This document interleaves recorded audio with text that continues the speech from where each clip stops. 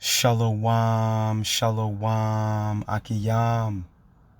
First and foremost, I would like to give all praise, honor, and glory to Yahweh, Bahashem, Yahweh Shai, Bahashem, Rakah, Kodash. I would also like to give a double honors to the elders and apostles of Great Millstone, where I learned this 144% truth. I would also like to say peace and salutations to the hopeful elect, scattered throughout all four corners of this earth. It's just Bayan back again through the spirit and power of Yahweh, Bahashem, Yahweh Shai.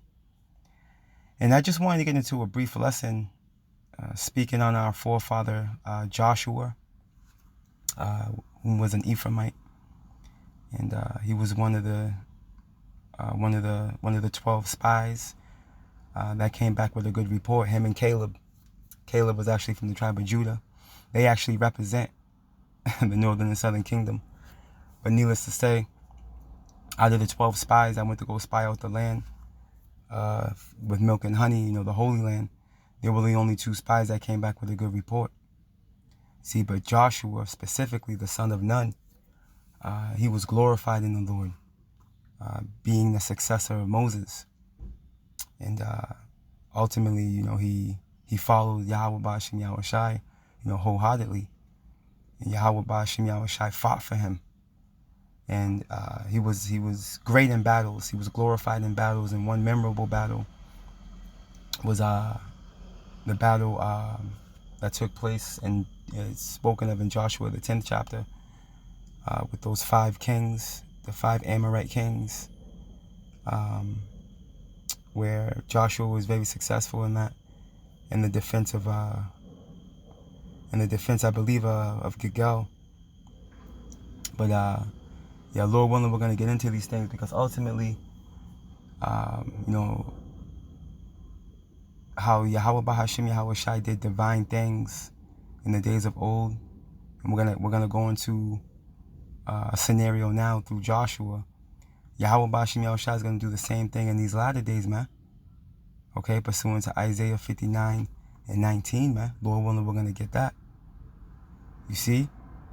Because in these latter days, there's men, women, and children, starting with the men, okay, with a level of faith, okay, that has been sent upon them from on high.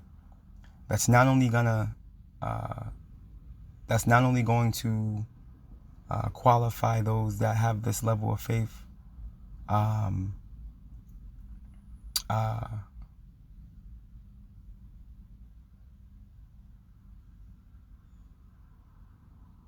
to be justified, but it's also going to cause divine occurrences to happen. You see? Because Yahweh Ba'ashem Yahweh Shai promised that he'll lift that standard, man. But he's not going to lift the standard where there's doubt. You see? But where there's faith. Okay? And where the elect dwell, Lord willing, we're part of that precious number, you better believe that divine intervention is going to take place. So through the spirit and power of Yahweh Ba'ashem Yahweh Shai, what I wanted to do was I wanted to get into the book of Ecclesiastic. It's also known as the book of Sirach, the 46th chapter, where it actually speaks on the accounts of Joshua. Okay? And Lord willing, we'll nail the point home, pretty much tying it in with us here in the latter days, man. Okay, Lord willing, we be of the elect, where Yahweh Ba'ashem Yahweh Shai is going to show great works, man. Works that we wouldn't believe even if it was told unto us. Right? The book of Ecclesiastic is also known as the book of Sirach, chapter 46 and verse 1. And it reads, Yahweh Shai, which is Joshua, right? The son of Nave, which is the son of Nun, right? Was valiant, okay, in the wars, and was the successor of Moses and prophecies. You see that? And this is due to Moses and Aaron primarily not glorifying Yahweh Ba'ashem Yahweh Shai upon smoting of the rock. You see, they pretty much dismissed the Lord, and You know, I believe you can read about that in Numbers. What chapter is that? I believe that's Numbers, the 20th chapter. It goes into that. But yeah, pretty much. A matter of fact, let's go get it real quick.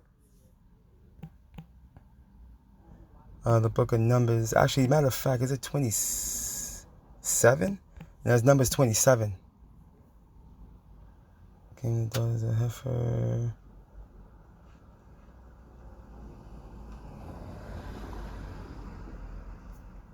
Let me see. Let me just jump down here. Yeah, it's Numbers 27 going into Joshua being succeeded over Moses.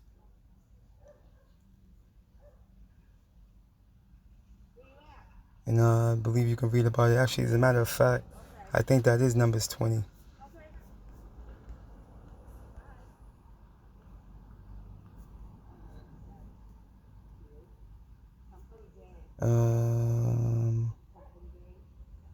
Yep, Khan, it is. Let's get into this real quick so I can give you an insight of what had happened.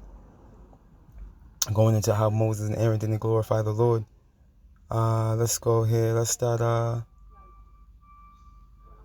here in verse 7. And the Lord, this is now Numbers 20 and 7. And the Lord spake unto Moses, saying, Take the rod and gather thou the assembly together, thou and Aaron thy brother, and speak ye unto the rock before their eyes. And it shall give forth his water, and thou shalt bring forth to them water out of the rock. So thou shalt give the congregation and their beasts drink. Right? And this is in the wilderness, right? And Moses took the rod from before the Lord as he commanded him. And Moses and Aaron gathered the congregation together before the rock. And he said unto them, Hear now, ye rebels, must we fetch you water out of this rock?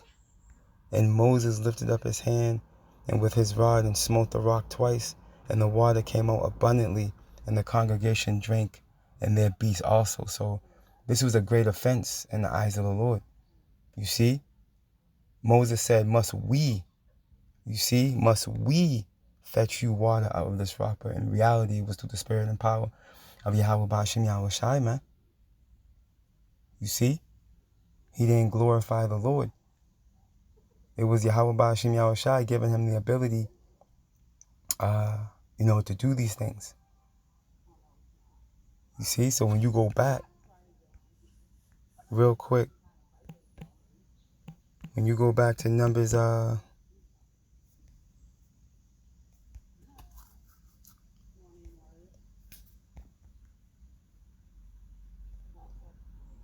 Numbers 27 real quick.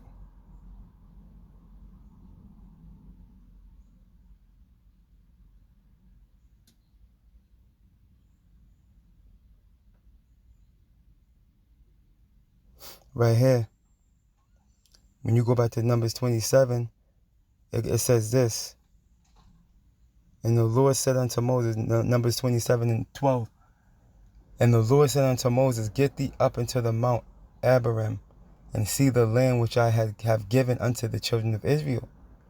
And when thou hast seen it, thou also shalt be gathered unto thy people. And Aaron thy brother was gathered, as Salakia Aaron thy brother was gathered. For ye rebelled against me by commandment in the desert of Zin, in the strife of the congregation, to sanctify me at the water before their eyes. See? He didn't sanctify the Lord. See? That is the water of Meribah and Kadesh in the wilderness. I just want to make that point real quick. You see, so ultimately, this is why, when you read further on in this chapter, this is why Joshua, Salakia, ended up being the successor over Moses, man. You see? As we continue on, right? And Moses spake unto the Lord, saying, Let the Lord thy power, Salakia, let the Lord thy power, spirits of all flesh, set a man over the congregation. See? And it happened, and it was Moses. See? And the Lord jumped down to 18. And the Lord said unto Moses, Take thee Joshua, the son of Nun, a man of whom the Spirit, and lay thine hand upon him. So this is how Joshua became the successor of prophecies. You see? being that he went into the promised land and fulfilled that prophecy, him and Caleb. Now let's go back to Sirach real quick.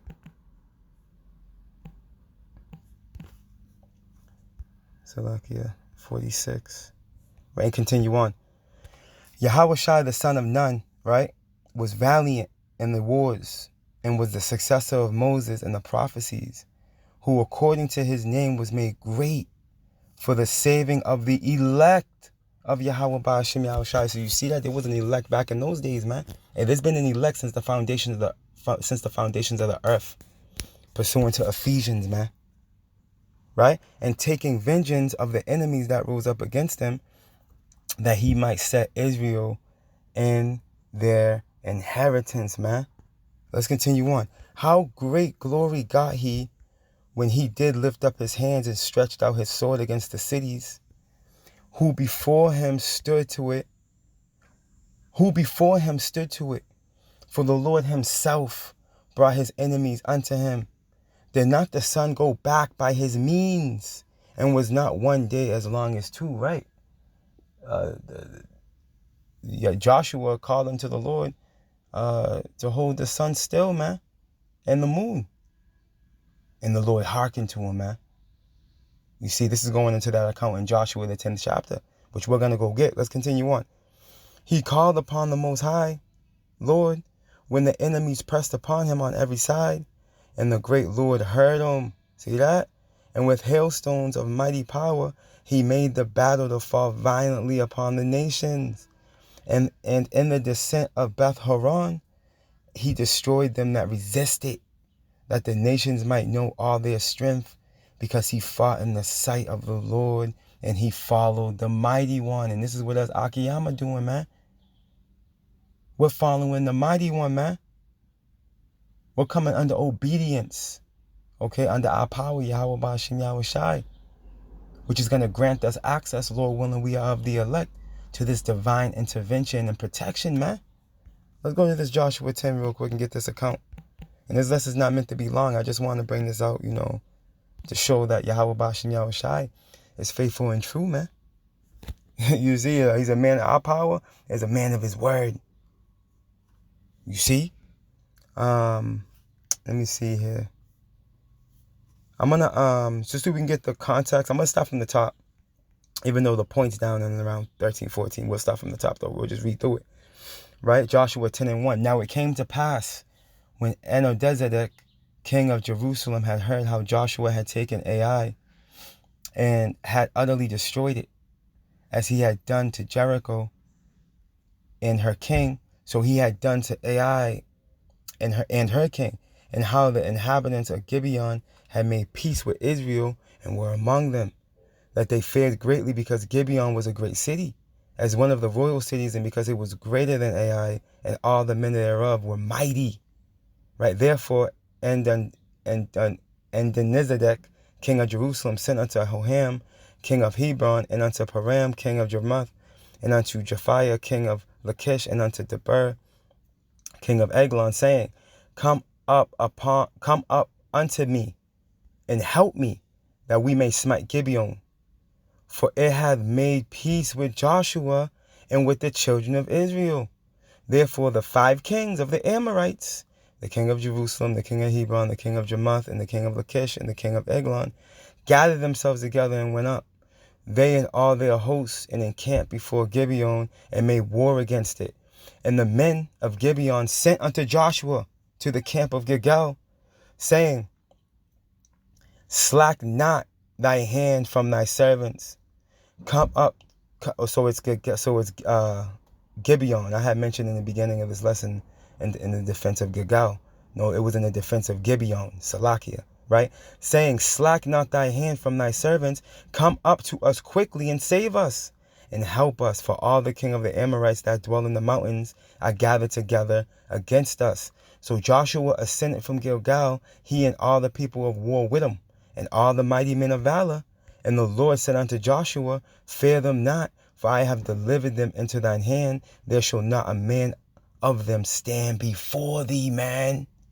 You see, and this is exactly what Yahweh Ba'ashem Yahushai said he would do for Joshua in the first chapter, if he walked with him. As a matter of fact, let's go get this real quick. We're going to jump back here. See, proving, just proving that Yahweh Shai, he's a man of his word, man.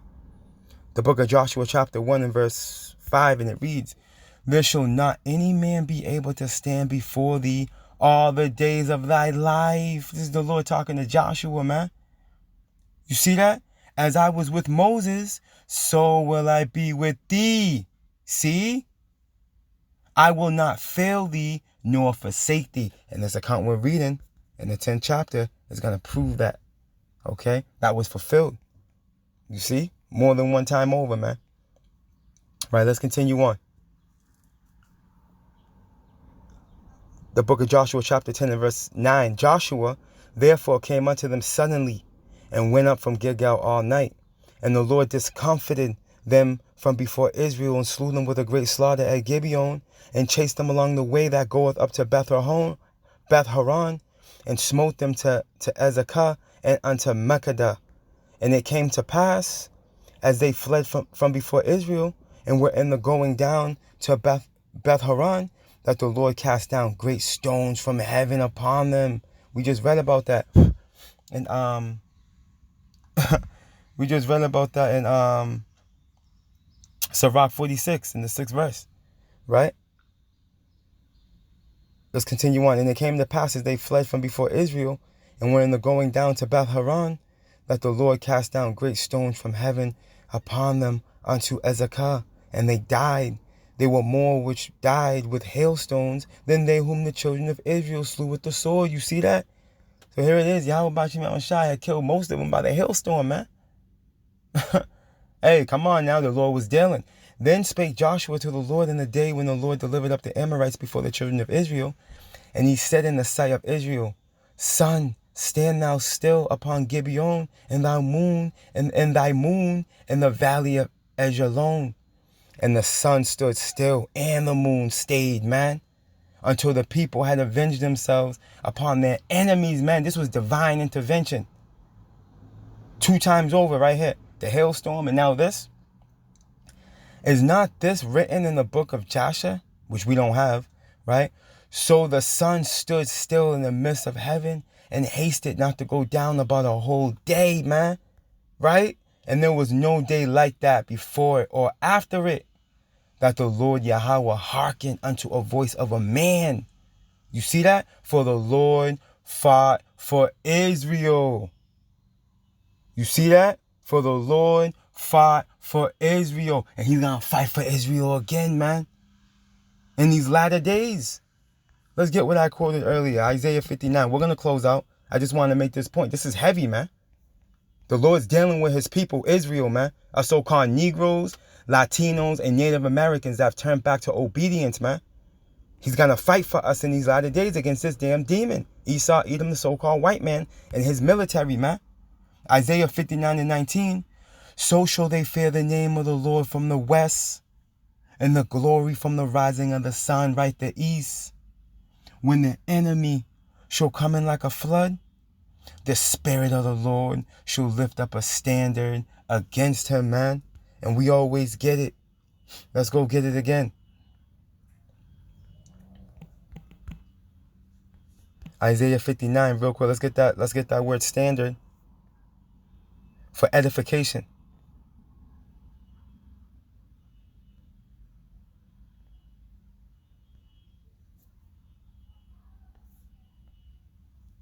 Strong's H 5127. Noose. Right, and it goes into what? To flee, man. To escape. You see, take flight, depart, disappear. To put to flight. Hey, divine intervention is going to take place. Hide, look at hide. To cause to disappear. Cloaking abilities, you see that? Hey, divine intervention is going to take place, man. Okay? And we believe this wholeheartedly, man. Because we know our power is faithful and true. I'm going to leave you Akiyam and Aqua with this. Numbers 23. We are not to fear this demon, man. The Lord got us, man.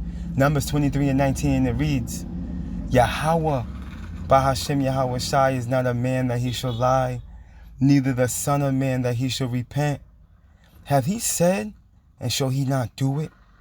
Or have he spoken and shall he not make it good, man? We just proved that Yahweh Ba'ashem Yahushai, he said what he meant and he meant what he said, man, in the defense of Joshua. Hey, he's going to do the same thing for his elect in these latter days, man, pursuing to Isaiah 59:19. Hey, there's more with us than with them, Akiyam and Akwaf. We have nothing to fear, man. Yahweh Ba'ashem Yahushai, the host of heaven, Salakia, the host of heaven, okay? Michael, the archangel, hey, they're our brother, they're fighting for us, man. You see? Hey, Daniel 12:1, Michael's going to come, man, and defend his elect. Lord willing, we're part of that precious number, man.